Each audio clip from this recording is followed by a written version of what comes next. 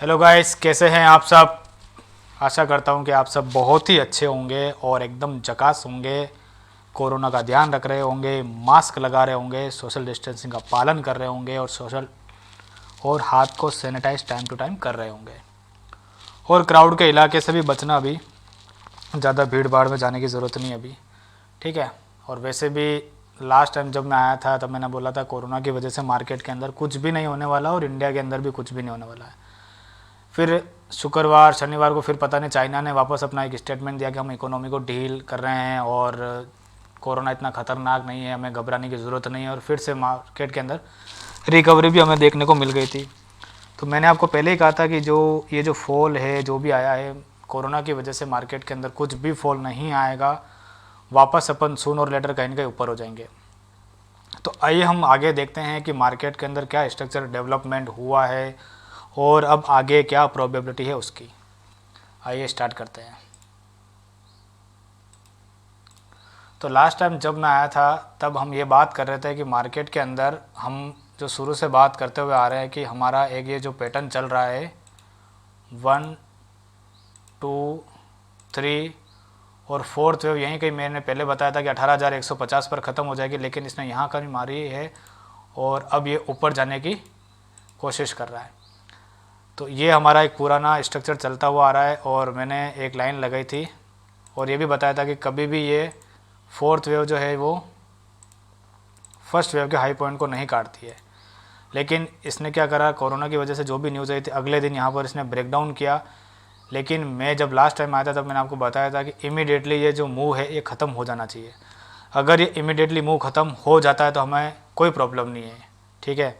और अगले ही दिन सोमवार के दिन ये वापस यहाँ से बुलिश इनगल्फिंग कैंडल बना दी यहाँ पर और पूरा का पूरा ऊपर इसने वापस खींच लिया और 17,800 से ही ऊपर इसने खींच लिया। थोड़ा बहुत जो भी लो बनाया नीचे की तरफ और वापस हम ऊपर की तरफ आ गए। और ये 2 दिन से यहाँ पर 2 दोजा बनाई और साइडवेज सा काम कर रहा है ये। तो अब आगे क्या प्रोबेबिलिटी है हम उसकी डिस्कस कर लेते हैं। जैसा कि हम शुरू से बात करते हुए आ रहे हैं कि इसकी जो एक रिट्रेसमेंट है वो उसने अपनी कंप्लीट करी है 50% की रिट्रेसमेंट, जो कि यहाँ पर इस जगह पर। अब मैं एक बार इस वाले एरिया का एक स्टॉप लॉस मानते हुए ये मान रहा हूँ कि एक बार शॉर्ट टर्म का एरिया लग चुका है नीचे की तरफ, मैं ये मान के चल रहा हूँ। अब आगे क्या हो सकता है हम उसकी बात करेंगे, ज़्यादा डीप में नहीं जाएंगे क्योंकि ये अपडेट वीडियो है इसीलिए। 5 मिनट का चार्ट पे आपको एनालिसिस समझाऊंगा पूरी, जो लेटेस्ट स्ट्रक्चर डेवलपमेंट हुए उसको हम समझेंगे। हम यहाँ से बात करते आ रहे हैं कि हमारी 19,000 से करेक्शन स्टार्ट हुई है और 19,000 से जो करेक्शन स्टार्ट हुई है उसका ए पार्ट ये बन चुका है, बी पार्ट ये बन चुका है और सी पार्ट यहाँ पर लग चुका है। और मैंने आपको ये भी बताया था कि अगर ये करेक्टिव पार्ट है पूरा का पूरा ए बी सी, तो ये 3 के स्टेप में ही कंप्लीट होगा और हम यहीं से ऊपर चले जाएंगे। लेकिन अगर सी वेव इम्पल्सिव मूव में हुई, तो इम्पल्सिव मूवमेंट अगर हुई तो ये यहाँ से 1 2 3 4th और फिर यहाँ से एक 5th लेग और नीचे की तरफ बनाएगा। यानी कि ये 1 ये 2 ये 3 ये 4th यहाँ पे कहीं और 5th नीचे की तरफ बनेगी अगर ऐसा हुआ तो। अभी तक तो ऐसा कोई भी साफ स्ट्रक्चर ये नहीं दिख रहा है कि नीचे जाएंगे या ऊपर जाएंगे। लेकिन हाँ, अब मैं एक लास्ट ये वाले जो वेव बनी है सी वेव की, ये थर्ड वेव, उसको हम देख लेते हैं और आइडेंटिफाई करेंगे आगे क्या प्रोबेबिलिटी है।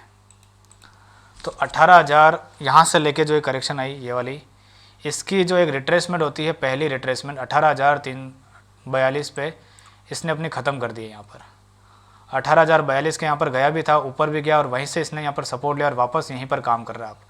तो यानी कि अब मेरे लिए एक 18,050 का और हमारे लिए जो ये बड़े टाइम फ्रेम का जो स्टॉप लॉस बना हुआ है ये वाला 17,950, ये वाला 17,950 और 18,050, जब तक इसके ऊपर बाज़ार खड़ा है बाज़ार ऊपर ही जाएगा, ठीक है। 18,050 के नीचे आता है और 17,950 के नीचे आ जाता है तो ये पहला इंडिकेशन होगा कि हम वापस से इस वाले लो को ब्रेक करेंगे। हो सकता है इसके नीचे भी चले जाए, ठीक है।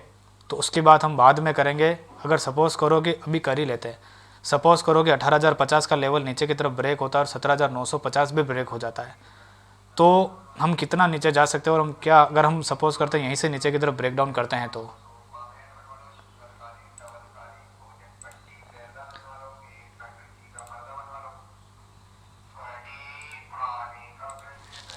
अब ये मैं मान के चलता हूँ कि अगर यहाँ पर ये फोर्थ वेव यहाँ पर कहीं लग चुकी है तो इसका जो टारगेट नीचे की तरफ निकल कर आएगा ना, एटलीस्ट कम से कम इस एरिया में हम जा सकते हैं, यहाँ पे कहीं 600 यहाँ पर कहीं।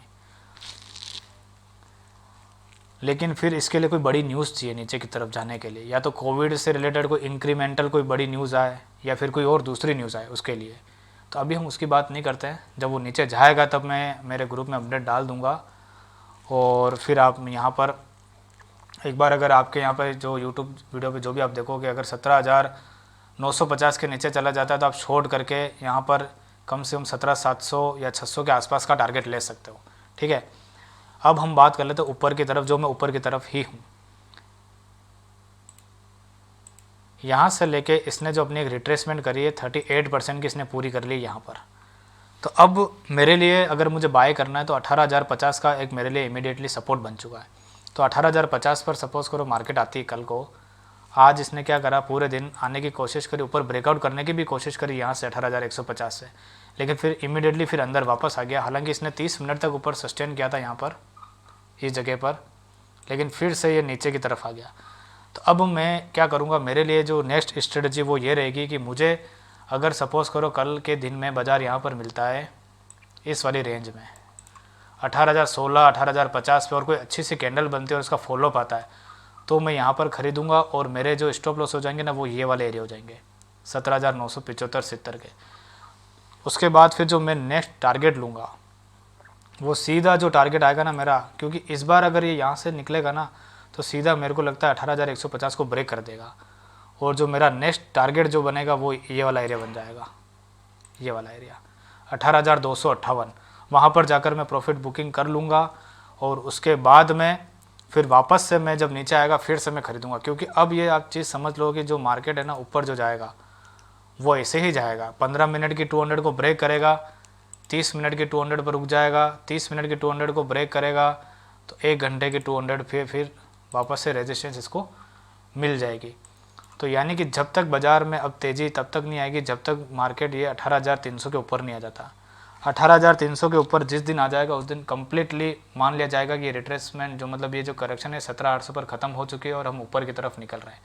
तो जब तक 18,300 के ऊपर नहीं आ जाते तब तक हमें ऐसे ही काम करना है, कोशिश होकर काम करना है, इंट्राडे ही काम करना है, कोई भी नाइट होल्ड पोजीशन नहीं लेनी है। क्योंकि ये कहीं से भी यहाँ पे इस वाले एरिया से अगर मुड़ा ना तो बहुत गंदा मुड़ेगा और नीचे टूट जाएगा। तो हमें यहाँ पर इंट्राडे ही प्ले करना है, स्टॉप लॉस को टाइट लगाते हुए काम करना है, क्योंकि अभी भी हम करेक्शन को एंड करके ऊपर नहीं निकले। जब तक हम 18,300 के ऊपर नहीं आ जाते इस वाले एरिया के ऊपर तब तक हम बाय जोन में नहीं आए अभी तक। ठीक है, तो ये शॉर्ट टर्म की एक एनालिसिस हो गई। 18,300 के बाद ही हम तेज़ी करने का सोचेंगे, उससे पहले नहीं सोचेंगे बड़ा टाइम फ्रेम की तेज़ी। क्योंकि एक कभी भी आपको मैं बता दूं, जब भी 1 घंटे के 200 के नीचे कोई सा भी प्राइस अगर सस्टेन कर रहा है तो वो नेगेटिव टेरिटरी के अंदर है, और 1 घंटे के 200 के ऊपर ब्रेकआउट करे और फिर वापस से उसको सपोर्ट ले ले तो वो पॉजिटिव टेरिटरी के अंदर आ जाता है। तो जब तक मेरा 1 घंटे के 200 के ऊपर नहीं आ जाता तो बाज़ार में मैं पॉजिटिव नहीं हूँ, अभी नेगेटिव भी नहीं हूँ, पॉजिटिव भी नहीं हूँ, न्यूट्रल जोन में अभी। तो देखेंगे हम क्या करते हैं, बाज़ार क्या करता है वो हम देखेंगे। दूसरा और तरीका होता है करेक्शन पहचानने का कि यहाँ से लेके एक 0 टू ट्रेंड लाइन खींचो आप, और जो ए लेग लगी है यहाँ पर, वहाँ पर हमें एक हॉरिजॉन्टल मतलब पैरेलल लाइन इसके खींचनी पड़ेगी, इसके समानांतर लाइन एक ये वाली, और एक बार मैं ये वाली लाइन मिटा देता हूँ और नीचे वाली लाइन भी एक बार मैं मिटा देता हूँ। तो जब तक बाज़ार अब इस नीचे वाली ट्रेंड लाइन के ऊपर ऊपर खड़ा रहेगा, ये वाली जो नीचे वाली ट्रेंड लाइन आ रही है ना ये वाली, एक बार मैं मूविंग एवरेज भी हाइड कर देता हूँ ताकि थोड़ा सा और अपने सामने क्लियर हो जाएगा। तो जब तक ये जो मूविंग ये जो ट्रेंड लाइन आ रही है इसके ऊपर ऊपर नहीं रहता तब तक हमें ये इंडिकेशन नहीं मिलेगा कि हम यहाँ पर जा रहे हैं। ठीक है, और जिस दिन ये वाली ट्रेंड लाइन ब्रेक हो जाएगी यहाँ पर आने के बाद, रीटेस्ट करने के बाद, और इसको जब ब्रेकआउट कर देगा तो कंफर्म ब्रेकआउट हो जाएगा ऊपर की तरफ, और फिर हमें नया टारगेट देखने को मिलेगा 19,200 300 जहाँ पर भी जाता है। तो जब तक हमें इस तरह की मूवमेंट नहीं मिलती हम बाज़ार में फुल तेज़ी के मूड में अभी नहीं आ सकते। तो मेरे लिए शॉर्ट टर्म का मैंने आपको बता दिया है कि 18,050 और 17,950 एक बाइंग जोन है अभी भी मेरे लिए।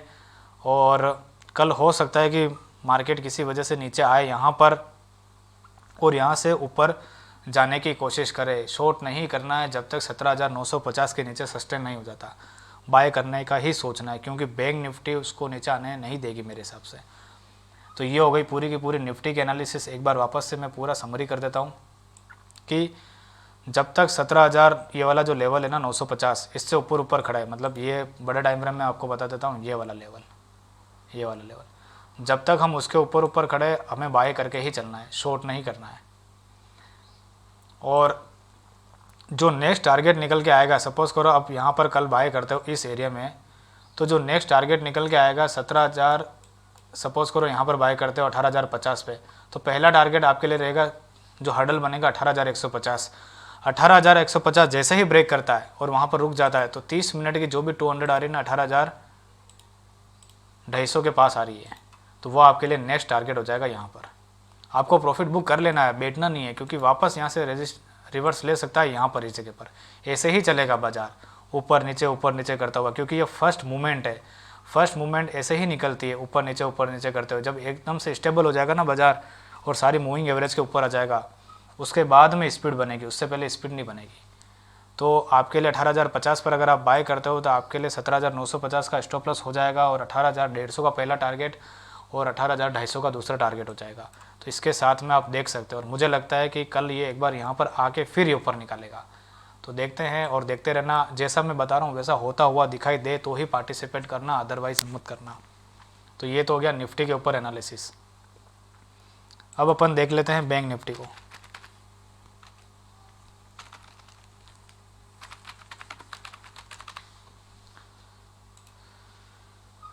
बैंक निफ्टी ने जो करा है इस वाली रिट्रेसमेंट का, बैंक निफ्टी में जब लास्ट टाइम आया था तब मैंने आपको बताया था कि बैंक निफ्टी यहीं पर सपोर्ट लेगी, इसी जगह पर। ये देखो, यहीं से इसको डिमांड मिलेगी और यहीं से इसको डिमांड मिली है। ये देख सकते हो आप, इतनी बड़ी कैंडल, 900 पॉइंट की कैंडल बनी है ये वाली, और मुझे पता था यहीं से डिमांड आएगी। ठीक है, तो और इसकी जो करेक्शन है, मैं ये मान के चल रहा हूँ कि इसकी करेक्शन यहाँ पर ABC फॉर्म में पूरी कंप्लीट हो चुकी है, और इसके अंदर 5 स्टेप भी बन चुके हैं, और ये करेक्टिव डिक्लाइन ही है। यहाँ पर इसके नीचे आने की प्रोबेबिलिटी बिल्कुल भी नहीं है, अदरवाइज़ कोई बड़ी नेगेटिव न्यूज़ नहीं आ जाती। जब तक बैंक निफ्टी तब तक नेगेटिव नहीं है जब तक इसके नीचे नहीं चली जाए। इस वाले मूवमेंट का अपन एक रिट्रेसमेंट लगाकर चेक कर लेते हैं। ये वाली मूवमेंट का रिट्रेसमेंट आ रहा है यहाँ पर, 38% की जो रिट्रेसमेंट आ रही है ना, वो यहाँ पर आ रही है। तो यानी कि ये अब आपके लिए सपोर्ट बन चुका है। 42,350 से ऊपर जब तक बैंक निफ्टी खड़ी है, पॉजिटिव ही है, आपको खरीदने का ही सोचना है। इसके नीचे आ जाती है तो फिर आपको क्या करना है कि यहाँ से लेके यहाँ पर एक रिट्रेसमेंट लगानी पड़ेगी, जिसकी 62% आ रही है 42,136। तो 42,136 आपको फाइनल ऐसा एरिया है जिसके नीचे बैंक निफ्टी को नहीं जाना चाहिए। अगर 42,136 के नीचे बैंक निफ्टी चली गई तो नेगेटिव हो जाएगी। ठीक है, और जब तक हम ये बात करते हुए चलेंगे कि इस वाली लेग का 38% इसने ऊपर की तरफ ब्रेकआउट किया और वापस वहीं कहीं सपोर्ट लेके और ये ऊपर आ चुकी है अब। तो यानी कि मेरे लिए 42,350 का स्टॉप लॉस बन चुका है, और ऊपर की तरफ मेरे लिए अब टारगेट खुल चुके हैं वापस ये वाला हाई ब्रेक होने के लिए। अब ये हाई ब्रेक क्या है, एकदम से देखो होने वाला है नहीं, क्योंकि लास्ट वीक ही हमने इतनी बड़ी ये करेक्शन करी है और ये करेक्शन करी, तो मूवमेंट क्या होते हैं एकदम से ऊपर की तरफ नहीं आते हैं, थोड़ा सा रुकेगा। क्योंकि ये जो 1000 पॉइंट की जो चाल चली ना, होता क्या है कि क्लाइंट को क्या लगता है कि ये चाल आई 1000 पॉइंट की, कल अगले दिन और चाल आ जाएगी। ऐसा नहीं होता है। अगर एक इम्पल्सिव मूव आया तो उसकी ABC करेक्शन होगी, इस वाली चाल को एब्जॉर्व करेगा, पचाएगा, उसके बाद फिर नई चाल चलाएगा। एकदम से बाज़ार में स्पीड से ऊपर की तरफ मूवमेंट नहीं आती रहती है। और 1 घंटे का अगर मैं आपको चार्ट दिखाऊँ बैंक निफ्टी का, तो 1 घंटे में बैंक निफ्टी का चार्ट बहुत अच्छा बना हुआ, बहुत अच्छा निफ्टी के कंपेयर में। बैंक निफ्टी आपको बहुत अच्छा मूवमेंट कर सकती है। अब हम इसका बड़ा टाइम फ्रेम की रिट्रेसमेंट चेक करेंगे और कहाँ से देखेंगे कि इसमें रिवर्स ऊपर की तरफ हो जाएगा। तो अभी जो एक डिक्लाइन आया इस जगह से 43,000 का, एक तो मेरे लिए ये वाला एक रेजिस्टेंस का एरिया था, इसीलिए यहाँ से एक मेरे को दिक्कत आ रही है यहाँ पर। ठीक है, और 62% का जो एरिया है वो यहाँ पर आ रहा है 43,176, बड़े टाइम फ्रेम की 62%। हो सकता है यहाँ पर भी जाके थोड़ा सा अटक जाए, लेकिन मेरे को अब ऐसा लगता है कि अगर बैंक निफ्टी यहाँ से ऊपर की तरफ ब्रेकआउट कर देती है तो बैंक निफ्टी में ऊपर की ही चाल बनेगी। अब हम डिस्कस कर लेते हैं शॉर्ट टर्म टाइम में कि बैंक निफ्टी कितना ब्रेकआउट करेगी और कितना क्या टारगेट देगी। तो बैंक निफ्टी के अंदर अगर मैं एक ट्रेंड लाइन लगाऊँ यहाँ से, जो हम उसके अंदर फॉलो करी थी ना वो वाली, तो उसी ट्रेंड लाइन पर जाकर बैंक निफ्टी फंस चुकी आज, लेकिन सूनर और लेटर ब्रेक कर देगी। अब हम शॉर्ट टर्म में इसको एनालिसिस करते हैं, कहाँ पर हमें ख़रीदना चाहिए और कहाँ पर हमें नहीं ख़रीदना चाहिए, हम उसकी बात कर लेते हैं फटाफट। तो ये जो मूवमेंट आई है बैंक निफ्टी की, एक इम्पल्सिव मूवमेंट लग रही मुझे और उसकी एक ये करेक्शन दिख रही पूरी की पूरी। तो कल के दिन में बैंक निफ्टी भी अगर इस लेवल के आसपास आ जाती है, मैं एक बार एक यहाँ लगा देता हूँ इस ट्रेंड लाइन को, यहाँ पर 42,400 के एरिया में, तो आपको बाय करना है, क्योंकि इसी जगह पर इस वाले मूवमेंट की करेक्शन एंड हो जाएगी। ये ए बन जाएगा पूरा का पूरा, ये बी बन जाएगा और यहाँ पर सी वेव बन जाएगी। मैं बना देता हूँ ताकि आपको और समझ में आ जाएगा। ये यहाँ पर बन जाएगी और उसके बाद में यहीं से ऊपर की तरफ मूवमेंट आ जाएगी इसके अंदर। तो आपके लिए यहाँ से क्या रिस्क रिवॉर्ड रेशियो जो होगा ना बहुत फेवरेबल हो जाएगा। यहाँ से इसमें आपका जो रिस्क रिवॉर्ड रेशियो जो हो जाएगा ना इतना अच्छा हो जाएगा। सपोज़ करो आप यहाँ से बाय करोगे ना इसमें, तो आपके लिए ये वाले एरिया आपके स्टॉप लॉस बन जाएंगे, ये वाले एरिया, और टारगेट आपके लिए ऊपर खुला पड़ा है पूरा का पूरा। तो हमें ट्रेड ऐसे ही लेना है जिसके अंदर हमें रिस्क रेशियो बहुत फेवरेबल हो जाए, और मेरे को लगता है बैंक निफ्टी यहाँ पर आने के बाद में ही रिस्क रेशियो बहुत ही अच्छा सा फेवरेबल हो जाएगा ऊपर की तरफ के लिए। तो बैंक निफ्टी बहुत ही अच्छा वर्क कर सकती है, कल के दिन में कर सकती है, एक्सपायरी भी है और कर भी सकती है, प्रोबेबिलिटी थोड़ी सी हायर साइड पे है। लेकिन अगर यहाँ पर मिलती है तो हमें अपॉर्चुनिटी बाय करने की बहुत अच्छी रहेगी। यहाँ से बाय करेंगे उसी कंडीशन में जब ये 43,000 को अच्छे से ब्रेकआउट कर दे तो ही करेंगे, अदरवाइज़ नहीं करेंगे, क्योंकि रिस्क रेशियो फिर स्टॉप लॉस जो है ना यहाँ बन जाएगा, हिट भी हो सकता है नहीं भी हो सकता है, तो रिस्क रेशियो फेवरेबल नहीं दिख रहा मुझे।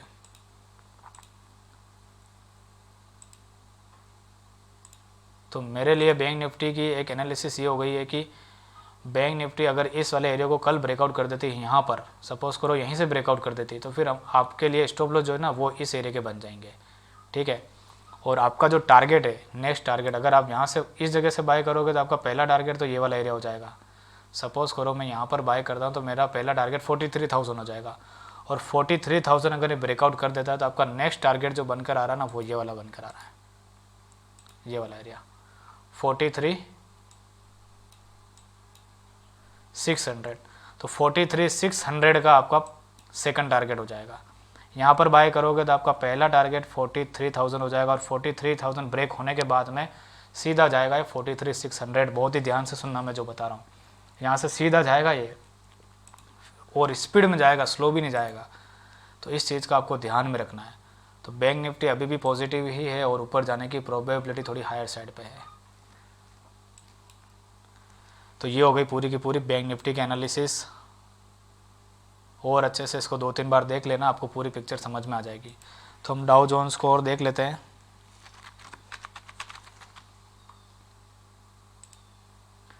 डाउ जोन्स मैंने आपको पहले ही बताया था कि जब तक डाउ जोन्स इस एरिया में खड़ा है और इसके ऊपर नहीं आ जाता तो डाउ जोन्स पॉजिटिव नहीं है। अब मुझे ऐसा लगता है कि आज डाउ जोन्स या तो यहाँ से ऊपर ब्रेकआउट करेगा या यहाँ से ब्रेकडाउन करेगा नीचे की तरफ। अगर डाउ जोन्स यहाँ से नीचे की तरफ ब्रेकडाउन करता है तो फिर डाउ जोन्स जो है ना वो इस एरिया में सपोर्ट लेगा, इस ट्रेंड लाइन के यहाँ पर। तो यानी कि डाउ जोन्स आज कुछ ना कुछ तो करेगा, आज नहीं तो कल करेगा, क्योंकि इसका समय भी पूरा हो गया है। इसके ऊपर आ गया डाउ जोन्स तो ऊपर की यात्रा शुरू हो जाएगी अगर, और यहीं से नीचे की तरफ चलता है तो फिर ये कहीं ना कहीं नीचे आ जाएगा यहाँ पर, इस वाले एरिया में, इस वाले एरिया में। तो यानी कि डाउ जोन्स के लिए अब कुछ ना कुछ करना ही पड़ेगा। इसके time plus price wise correction दोनों की दोनों पूरी हो गई है, टाइम भी पूरा हो गया है। आज या कल आपको डाउ जोन्स में तेज़ी या फिर गिरावट दिख सकती है। अगर ऊपर ब्रेकआउट करेगा तो तेज़ी दिखेगी, और नीचे यहाँ से इसने ये वाला लेवल ब्रेक कर दिया तो फिर ये नीचे की तरफ आएगा। वो नीचे की तरफ जो आएगा वो कम से कम डाउ जोन्स यहाँ तक आ सकता है। कहाँ गई वो ट्रेंड लाइन, ये रही। तो वो यहाँ तक आ सकता है, इस वाले एरिया तक। तो डाउ जोन्स में यहाँ तक की गिरावट आ सकती है। फिर देखेंगे इसके नीचे जाता है कि नहीं जाता। 38% की रिट्रेसमेंट भी यहीं आ रही है। तो डाउ जोन्स में भी आज या कल आपको एक मूवमेंट दिख सकती है ऊपर या नीचे की। नेस्डेक का चार्ट भी देख लेते हैं, नेस्डेक क्या कर रहा है और आगे इसकी क्या प्रोबेबिलिटी है। नेस्डेक जिस दिन मैंने बोला था कि अगर इसने ये वाला एरिया नीचे की तरफ ब्रेक डाउन कर दिया तो फिर ये नीचे रहने की ही प्रोबेबिलिटी है। तो नेस्डेक का टाइम जो चार्ट है बड़े टाइम फ्रेम में एक साइडवेज से बना हुआ और वीकली के नीचे काम कर रहा है और पूरी की पूरी इस रिट्रेसमेंट के 62% पर काम कर रहा था। अभी तक इसके अंदर कुछ भी कहने के लिए नहीं है। जब तक नेस्डेक इसके ऊपर नहीं आ जाता इस वाली लाइन के ऊपर तब तक कुछ नहीं कह सकते, तब तक एक साइडवेज सा चार्ट बना हुआ है। आईटी के स्टॉक में भी कोई परफॉर्मेंस नहीं आएगी। लास्ट टाइम मैंने टीसीएस की डिस्कशन करी थी और उसकी एचसीएल के बारे में बताया था, वो हम फटाफट से देख लेते हैं कि अभी उनकी क्या परफॉर्मेंस है और क्या करने वाले हैं आगे की तरफ। देख के ऐसा लग रहा है कि टीसीएस अगर इस वाली रेंज में चला जाता है 32,000 इस वाली लाइन के ऊपर ब्रेकआउट कर देता है तो थोड़ा सा जो टीसीएस है ना वो इस वाले लेवल के पास आ सकता है। टीसीएस अब आपको शॉर्ट तभी करना है जब ये इसके नीचे आ जाए, अदरवाइज़ नहीं करना है। इसके नीचे ब्रेकडाउन कर दे तो टीसीएस आपको शॉर्ट करना है, एक की जगह 3 लॉट शॉर्ट कर सकते हो, कोई प्रॉब्लम नहीं इस स्टॉप लॉस के साथ। और नीचे के जो टारगेट खुले हुए हैं ना कम से कम यहाँ तक तो आएगा ही आएगा। तो ये ध्यान रखना कि इसके नीचे चलने लगे तो शॉर्ट करना, अभी इसके अंदर कुछ नहीं करना है। अभी हो सकता है ये भी 3-4 दिन में अपना वर्डिक्ट दे दे बाय और सेल का। ऊपर चला गया तो रुक जाओ, फिर ये यहाँ कहीं जाके फिर मुड़ के आएगा। इसको मुड़ के तो नीचे आना है, लेकिन ये कहाँ से, यहीं से मुड़ेगा या फिर यहाँ से मुड़ेगा वो देखना पड़ेगा। अगर ये ब्रेक डाउन कर देता है नीचे की तरफ तो आप शॉर्ट कर सकते हो, लेकिन ये अंदर आ जाता है तो फिर ये हमें देखना पड़ेगा कि ये यहाँ तक आ रहा है, यहाँ तक आ रहा है, वो देखना पड़ेगा। एचसीएल टेक्नोलॉजी को देख लेते हैं एक बार। एचसीएल टेक्नोलॉजी ने भी अभी रेक्टेंगल पैटर्न कंप्लीट करने ही वाला है। मुझे लगता है कि इस वीक के बाद में नेक्स्ट वीक इसके अंदर डाउनफॉल देखने को मिल सकता है, डाउनफॉल देखने को मिल सकता है। इस एरिया से पलटेगा या फिर यहीं से पलटेगा, देखते रहिए। ये इसका चार्ट अभी भी ऐसा ही बना हुआ है जो नीचे टूटने जैसा ही है, और इसका जो टारगेट आएगा ना कम से कम यहाँ तक तो आएगा ही आएगा, इस वाले एरिया तक। तो अच्छा खासा मूवमेंट है अपने पास, तो इसके ऊपर नज़र बनाए रखिएगा। अभी तक सारा साइडवेज सा मूवमेंट बना हुआ, कोई एक्शन नहीं है मार्केट के अंदर। ज़्यादातर मेरे हिसाब से जो आपको ध्यान में रखना चाहिए वो बैंक निफ्टी को ध्यान में रखना चाहिए, क्योंकि बैंक निफ्टी का जो चार्ट है ना बहुत ही अच्छा है, बहुत ही प्यारी सी मूवमेंट है इसके अंदर। और ध्यान रखते रहना, 1-2 दिन में इसके अंदर अच्छी खासी मूवमेंट आ सकती है। यहाँ से ख़रीदने का सोचना या फिर यहाँ से ब्रेकआउट हो जाए उसके बाद, बीच में है तब तक कुछ मत करना, बीच में तब तक आपको कुछ भी नहीं करना है, ठीक है। ये अब ध्यान से समझ लेना इसको, और 1-2 बार और वीडियो देख लेना, आपको समझ में आ जाएगा। तो थैंक यू सो मच, आज के लिए इतना ही काफ़ी है। फिर कुछ और नई अपडेट आती है तो मैं और वीडियो बना दूंगा और डाल दूंगा। Thank you so much. मेरे चैनल को सब्सक्राइब करना मत भूलिएगा, और कैसा लगा वीडियो कमेंट बॉक्स में ज़रूर लिखकर मुझे बताना, और बेल आइकन फटाफट दबा देना। बेल आइकन दबाना बिल्कुल भी मत भूलिएगा, क्योंकि उससे आपको क्या होगा, वीडियो डायरेक्ट मिल जाएगा। फिर मिलते हैं नेक्स्ट वीडियो में। Thank you so much.